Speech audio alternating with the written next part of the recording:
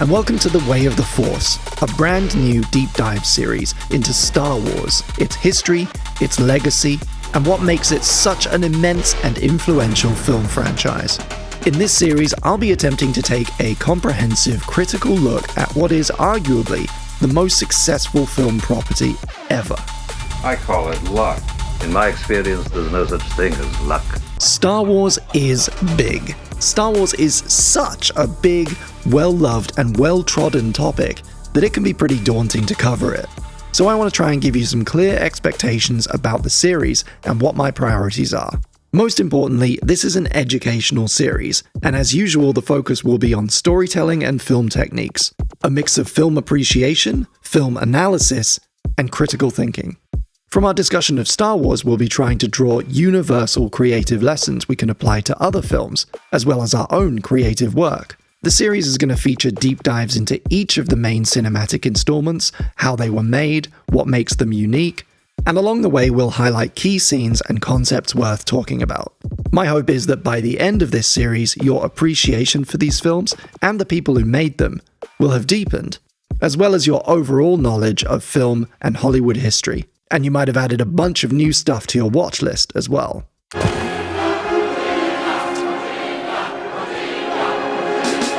So here's a quick overview of our series before we get into our main topic today. In this first episode, we're going to try and describe and define Star Wars as it existed in the 1970s, in particular by looking at its major early influences.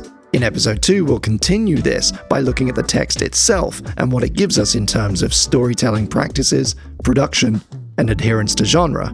Following that, in episode 3, I want to give you more background on the history of the adventure film serial. It's a term a lot of us have heard, particularly in the context of Star Wars, but these days, very few people actually understand what they are, or have seen any of them. Concluding this kind of opening phase, the next episode will be all about the founding of Lucasfilm and their other early projects, including their surprising overlap with 1980s Japanese cinema. Then the kind of bulk of our show will start with a look at 1977's Star Wars, later retitled Star Wars Episode 4: A New Hope, and we'll progress through the main series in release order. As we go, we'll be celebrating each film's unique qualities, their strengths and their weaknesses. And as we move towards the modern era, we'll use this base of knowledge that we've built to appraise the newer installments. How has it changed? Is it still Star Wars? Is it good? And if not, why?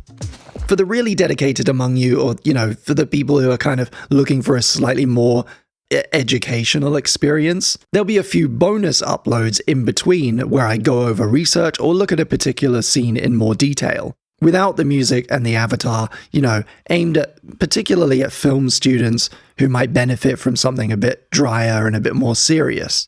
Those are going to be unlisted, but I'll link to them on the end screens and add them to the complete playlist. What this series won't be is like explaining deep lore, picking apart continuity, or arguing about small details. I'll mostly be staying away from things like fan theories and secondary media like books, comics, and video games. Of course, these things are going to come up from time to time, but only if they help illustrate something we're discussing. Fan culture, secondary media, and public opinion are definitely a part of this journey. They're just not the main focus. I'm going to be drawing from a lot of different sources as I go in this series. Of course, there are all of the main films, and maybe some of the spin-offs and TV shows, their DVD and Blu-ray extras, as well as any other film outside Star Wars that we mention. You can go to my Discord to find a full recommended watch list. There's also a 2007 television documentary called Star Wars: The Legacy Revealed. I've got a really great coffee table book called George Lucas: The Creative Impulse, various official art books, scripts for the films, and a couple of biographies of George Lucas. There's also lots of online resources, Q&As, and articles. In particular, I've made a lot of use of the BFI, who have specific pages on George Lucas himself, all of the films, and the work of other filmmakers we're going to talk about, like Kurosawa. And it should go without saying, but this series carries a massive spoiler warning. We're going to be talking in depth about every single character and plot point in the main Star Wars franchise. I'm going to assume that everyone watching this series is familiar with the films, and I actually recommend rewatching them if you have the time. So, I've got one big question to kick us off. What is Star Wars? And by that I mean, how do we define and categorize this franchise of films? They are so successful and ubiquitous that we take them for granted. They just are, right? They just exist. At least they have my entire life. This is a franchise that spans so many years and installments and means so much to lots of different people, all with their own priorities, for whom different aspects are more or less salient. It's been written about and critiqued and commented on for almost 50 years now, and sometimes that commentary even has a habit of coloring our recollections. I'd argue that at least attempting to answer this question, narrowing down what the text actually is, placing it in context, and separating a little bit from personal opinion and nostalgia is an important first step. At the very least, it's a fun exercise. There are a few different approaches to answering this question. By identifying its major influences, what you might call its DNA, right, which places it in a cultural context. By examining its distinct production qualities, how do they shoot? What do they choose to show and avoid? What are the unseen rules that govern the filmmaking? And by teasing out common elements in its story. What does it do and not do with character, narrative, and representation? So let's do all of that and see what we can learn. Underpinning everything we're going to say about this franchise are its influences. Although, of course, creative inspiration comes from all sorts of places, and there are hundreds or thousands of individual hands that touch a feature film, each leaving their own mark. From the research I've done, I believe that for George Lucas and the first Star Wars film, there exist 3 core influences, by far overpowering anything else. And those are black and white adventure serials from the 30s and 40s, in particular space operas like Flash Gordon and Buck Rogers, Japanese samurai epics, in particular the work of Akira Kurosawa, and ancient epic hero mythology, like, Homer's The Iliad and the Odyssey. Let's talk about each one of these in turn. Film serials, or chapter plays, were a medium of motion picture storytelling produced as early as the 1910s through to the 1950s, when they were naturally succeeded by television. Multi-part black and white fiction stories exhibited at a cinema, usually between the news and the feature film. You'd get one every week for maybe 10 or 15 weeks. And many of the most successful, especially around the time George Lucas was growing up, told heroic adventures set in space. These were often based on existing properties like comic strips, as in the case of Flash Gordon and Buck Rogers, and they pioneered episodic storytelling. In fact, they gave us a lot of the television language we take for granted today, the cliffhanger ending, the previously on recap. This iconic yellow text crawl is taken straight from serials, whose format almost always included a written recap of what happened in the previous chapter. They all do them slightly differently. This is what they look like in 1936's Flash Gordon. Here's an example from 1941's The Adventures of Captain Marvel, aka Shazam, the DC Comics hero. But it's this one, from 1939's Buck Rogers, that bears the most striking similarity. Serials were generally really low budget compared to feature films, shot for economy using only a handful of sets and locations. They often recycled a lot of footage, for instance by starting chapters with the same 2 or 3 minutes that closed the previous one. They sometimes repurposed material from other films to save money, like in Buck Rogers here, when we see these wide shots of a futuristic city. Those are actually from a 1930 musical called Just Imagine. And the ones that most directly influenced Lucas when he worked on Star Wars featured a very familiar cross-section of characters: the hero, the princess, the warrior ally, and the evil emperor. They're also bad. They're really bad. Shazam! So far on this journey, I have watched over 10 solid hours of black and white serials from the 30s and early 40s. Across different stories and genres, they have a surprising amount in common. but the thing they seem to all share is that they're shit. The overwhelming majority of these things are poor quality and cheaply made.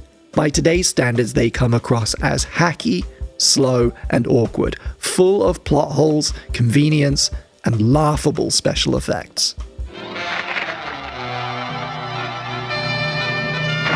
So while Star Wars is lovingly paying homage to this form, it's undeniably doing so at such a different level, with resources the makers of these serials couldn't have dreamed of, taking something generally considered lowbrow, cheap matinee entertainment for kids, and elevating it. The serials themselves, like a few other things we've talked about on this channel, owe a lot to the pulp science fiction and fantasy books of the preceding decades. In particular, in this case, the work of Edgar Rice Burroughs. This quote from Lucas himself, in an interview with American Cinematographer, says it all. "I wanted to make a Flash Gordon movie with all the trimmings, but I couldn't obtain the rights to the characters. So I began researching and went right back and found where Alex Raymond had got his idea from. I discovered he'd got his inspiration from the works of Edgar Rice Burroughs, and especially from his John Carter of Mars series." Put a pin in this for now, because we'll be talking in more detail about John Carter of Mars later in the series. Serials as a form began to naturally decline in the 1950s, just as Lucas would have been a teenager, due to the rise of television, but many of them were repackaged and broadcast on the small screen. And, more importantly, their visual and storytelling language had been established and absorbed into American creative culture.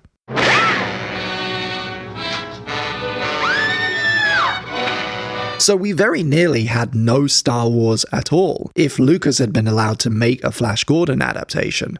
It owes its very existence to the film serial and plunders them for everything from plot points and characters down to the very bones of the format's presentation.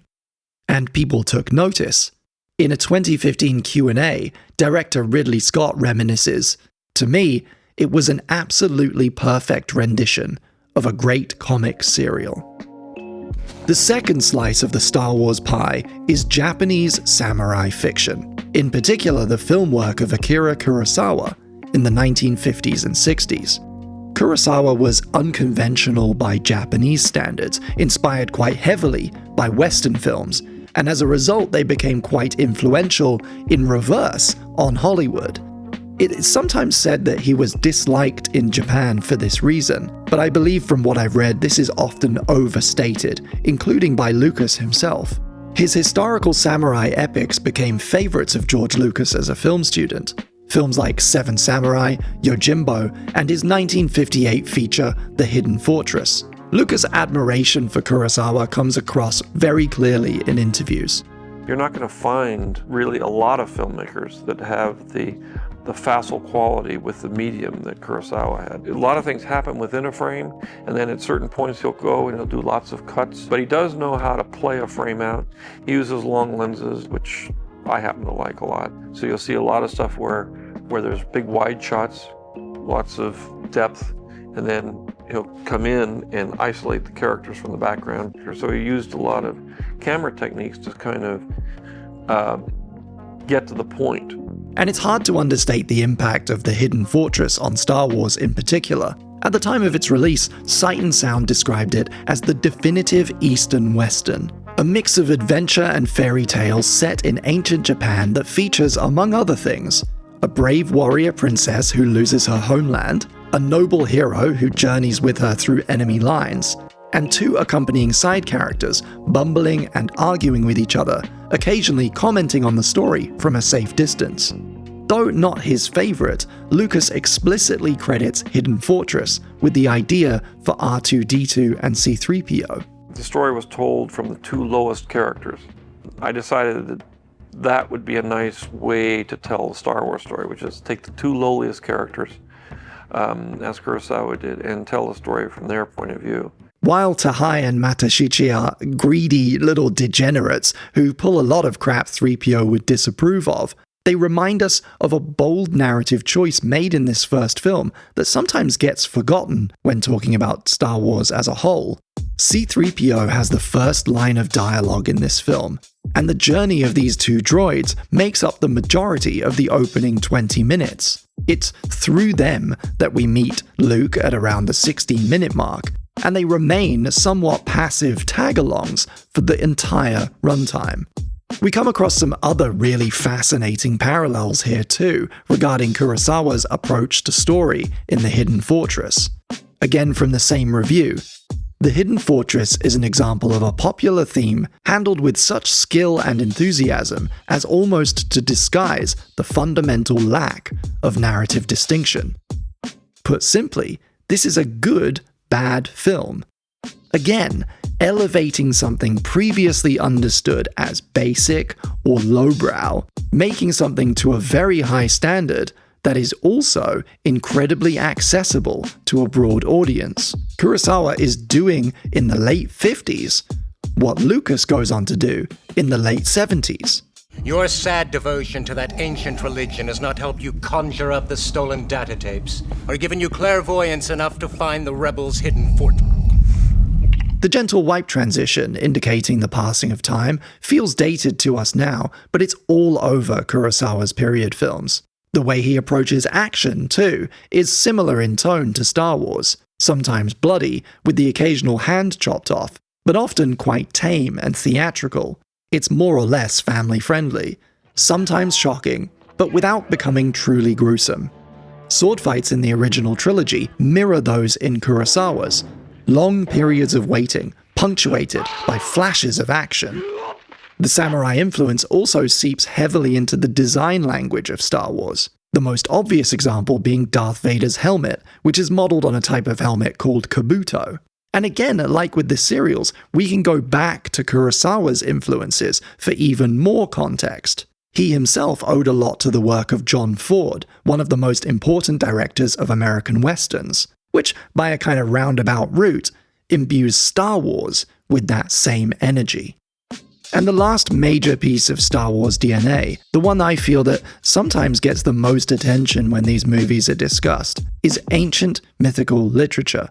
Just as Hercules and other heroes of classic mythology had to undergo certain tasks to prove their worth, Luke develops as a character through the tasks he undertakes. The root of this is well documented. It's Joseph Campbell's 1949 book, Hero with a Thousand Faces, which George Lucas credits with inspiring a lot of his approach to narrative. Essentially, the book makes the case that throughout all human cultures, you can find a recurring hero's journey story, turning up in myth, legend, literature, and religion. It's become one of the most popular frameworks for breaking down and understanding narrative structure. For Lucas, reading it was clearly a pivotal moment in his development.